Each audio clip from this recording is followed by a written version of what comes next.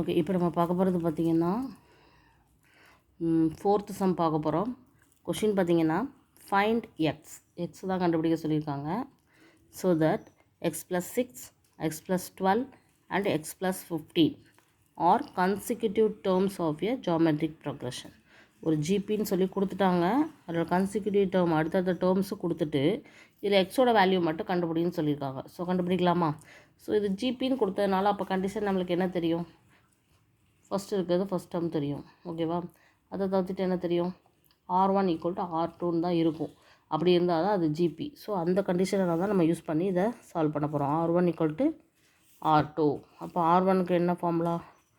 T2/T1 = R2னா T3/T2. So இதை எப்படி எழுதலாம்? x + 12/x + 6 = x + 15/x + 12. இப்போ இதை நம்ம க்ராஸ் மல்டிப்ளை பண்ணும்போது என்ன எப்படி வருதுன்னு பாருங்கள். x + 12 × x + 12 = x + 15 × x + 6. So இதை உள்ளே கொண்டு மல்டிப்ளை பண்ணலாம். x × x x² + 12x + 12x + 12 × 12 144. So x × x x² + 6x + 15x + 15 × 6 5 6 are 30 90. So இங்கே இருக்க x² இங்கே இருக்க x² கேன்சல் ஆயிரும்.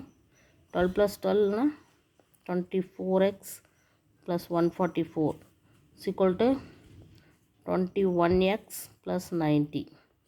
ஸோ 24x இங்கே இருக்க 21 இங்கே மைனஸாக வரும், 21xன்னு வரும். இங்கே 90னா இங்கே இருக்க 144 - 144 இங்கே போகும். ஸோ இதுலேருந்து இதை சப்ராக்ட் பண்ணோன்னா 3x = இதை சப்ராக்ட் பண்ணால் என்ன வரும்?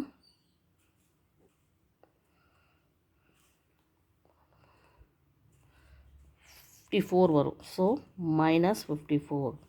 ஸோ நெக்ஸ்ட் டேர்ம் டிவைட் தான். x = -54/3. ஸோ x என்ன வருதுன்னு பாருங்கள். 1 3 is 3, 1 3 is 3, 18. So -18. So the value of x = -18. கண்டுபிடிச்சாச்சா? ரொம்ப ஈஸி. ஸோ ஜிபின்னு கொடுத்ததுனால நம்ம R1 = R2ங்கிற கண்டிஷனை எடுத்து சால்வ் பண்ணோம்னா நம்மளுக்கு என்ன கிடச்சிருது? எக்ஸ் வேல்யூ கிடச்சிருது. ஓகேவா? ஸோ x = 18 - 18 அதுதான் ரொம்ப முக்கியம். ஓகேவா? Okay, thank you.